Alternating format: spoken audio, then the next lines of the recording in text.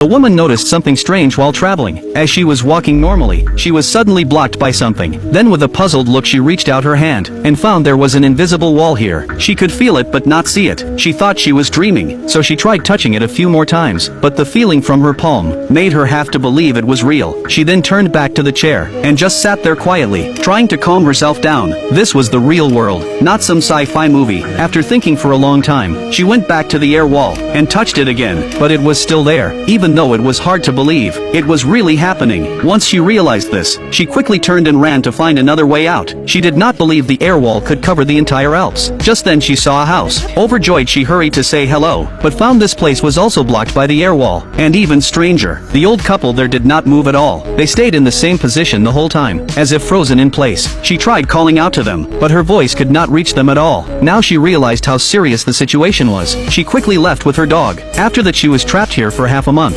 She came to check every day to see if the wall was still there, but the result was always the same. It was like an invisible prison, trapping her in the Alps. And that old couple stayed in the same position the whole time, without any change. If time had stopped, why could water still flow from the faucet next to them, and the wind still blow through the leaves? She did not know what it meant. That night, just as she was about to sleep, a strange noise suddenly came from outside. Could there be someone else trapped here? She did not know if that was good news, or bad news, but more than meeting a bad person, she feared being alone. After thinking for a moment, she still walked to the door with a bit of excitement, but the moment the door opened, she hit the air wall directly. She did not expect the wall could shrink. Now it was at her doorstep. She screamed in fear. It turned out to be just a dream. Even so, she still felt worried, and went to the door, touching forward with fear. Luckily it really was just a dream. Then she suddenly thought, maybe the wall could be broken with force, so she drove her car over. After preparing herself, she sped straight at the air wall. She floored the gas pedal, but even when the car was almost falling apart, the wall did not move at all. Seeing this, she fell into complete despair. Would she be trapped here for the rest of her life? She did not know,